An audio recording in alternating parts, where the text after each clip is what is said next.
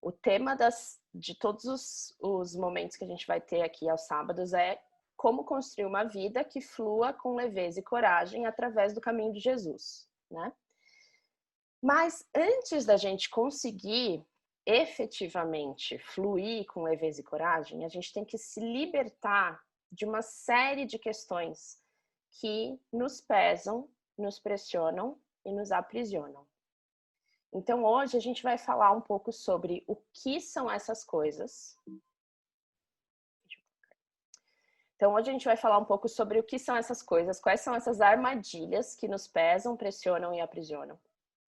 Sobre algumas estratégias equivocadas que a gente busca para solucionar esses problemas, né?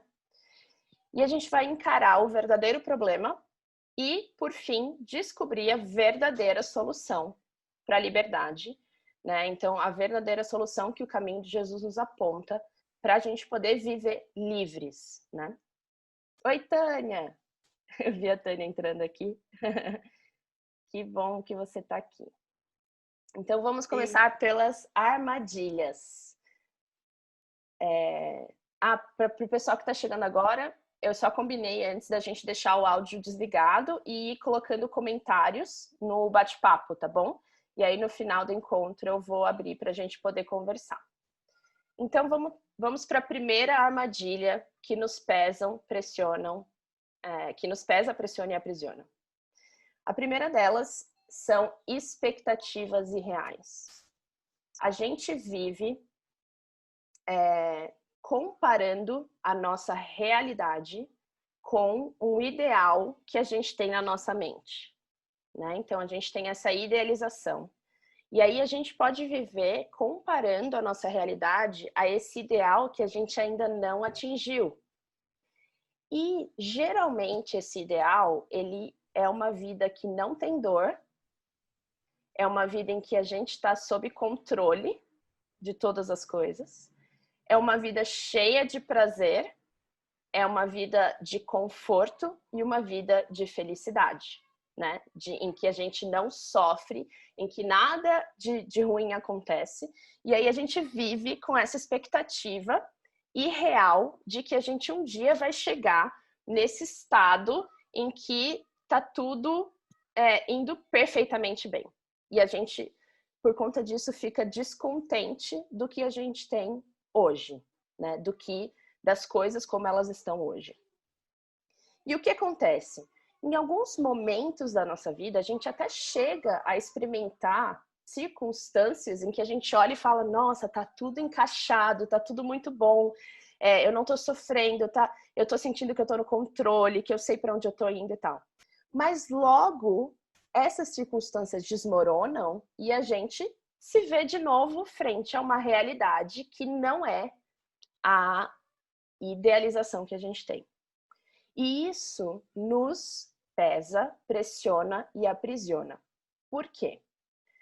A primeira coisa que a gente precisa entender é que, enquanto a gente estiver do lado de cá da eternidade, no sentido de que, enquanto Jesus não voltar para restaurar por completo todas as coisas, a vida vai ser um caos. Essa tem que ser a nossa expectativa. Por quê? Porque nós estamos em um mundo corrompido, com corpos corrompidos que fazem com que a gente pense de maneira corrompida, que a gente sinta de maneira corrompida.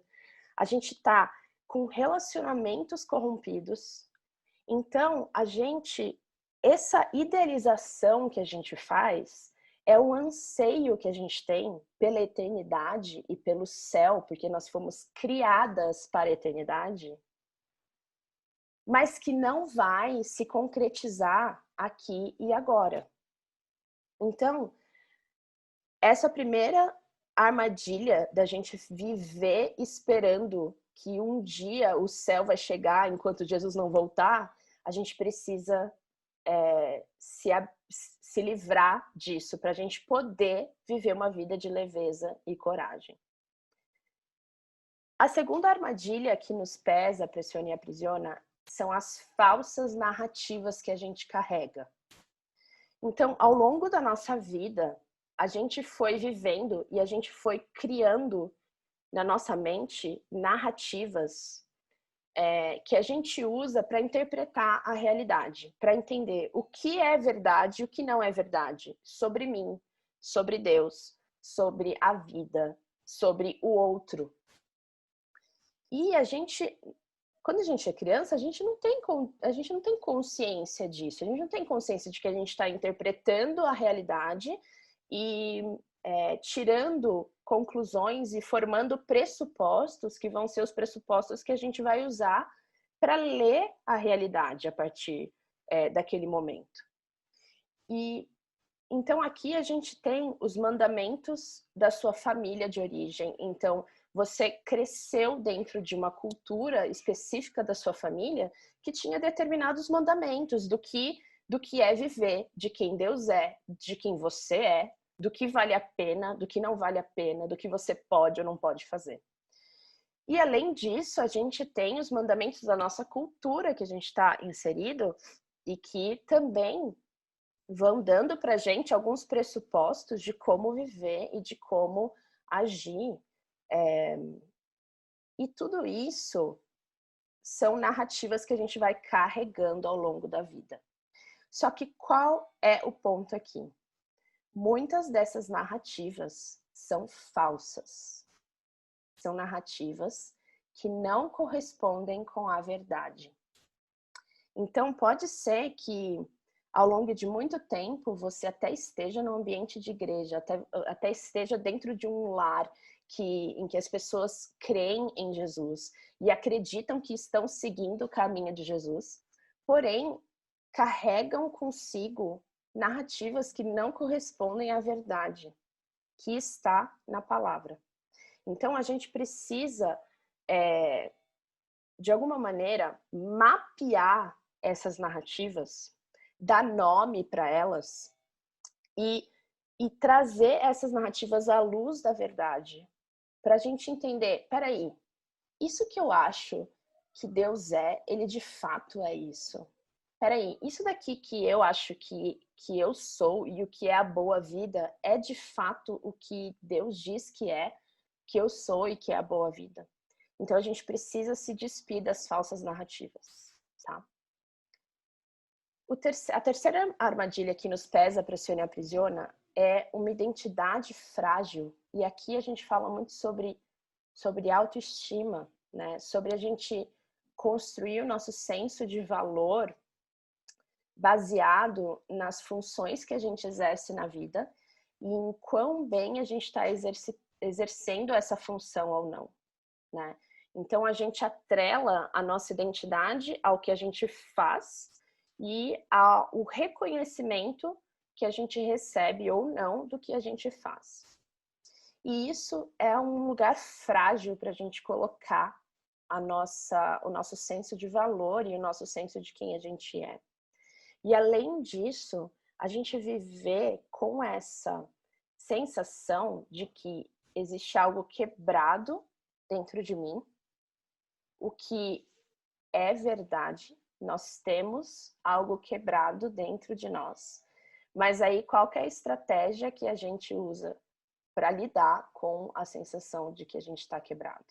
A gente tenta se consertar sozinhas ou então esconder tudo aquilo que a gente tem aqui dentro que a gente sente que está quebrado. E isso gera peso, isso gera pressão, isso gera prisão. Além disso, a gente tem, então, uma cobrança excessiva.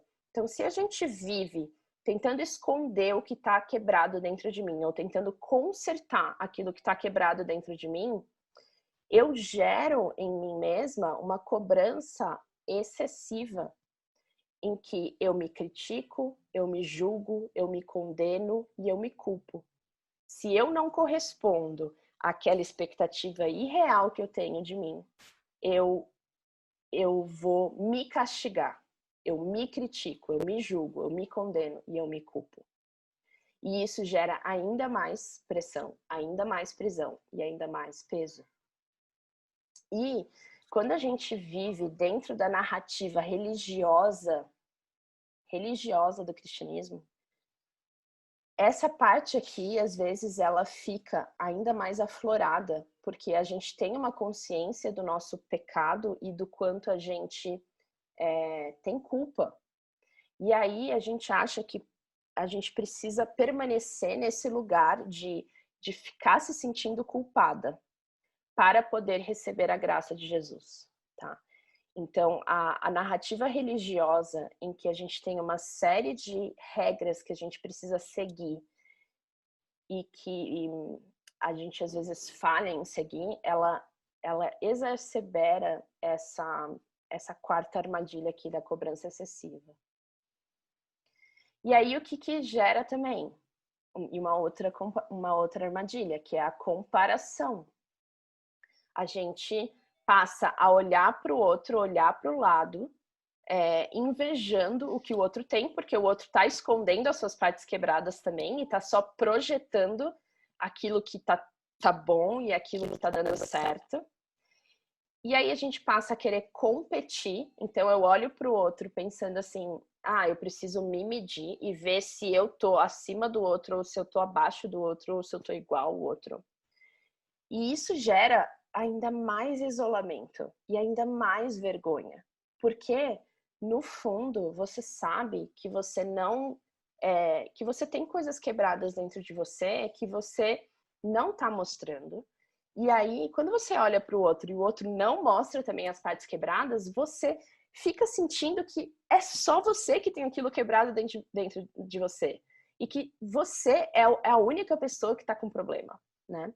Então, a gente fica se comparando e a gente ficar tentando competir para ver quem está melhor. É também uma armadilha que faz com que a gente viva pesadas, pressionadas e aprisionadas.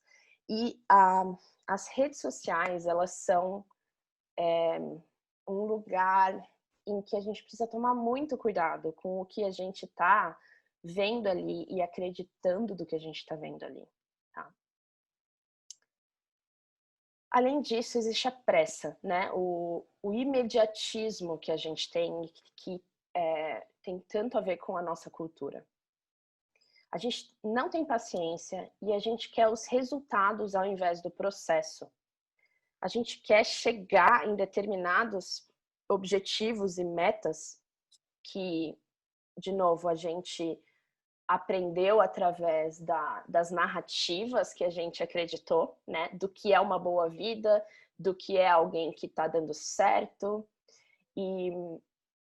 E aí a gente fica impaciente quando a gente não vê os resultados, quando a gente não vê que a gente está se transformando naquilo que a gente acha que a gente deveria ser e quem a gente queria ser, de novo, pegando aquela parte das expectativas irreais que a gente tem com relação à vida.